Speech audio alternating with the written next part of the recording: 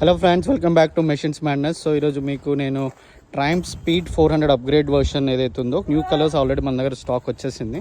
So ఇది yellow colour, ఇంకొక colour వచ్చేసి రెడ్. సో ట్యాంక్ కలర్ చూడొచ్చు.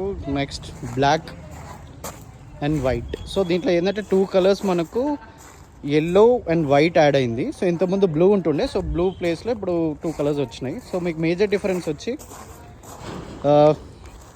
Adjustable clutch lever, adjustable brake levers, tyre size పెంచిరా అన్నారు.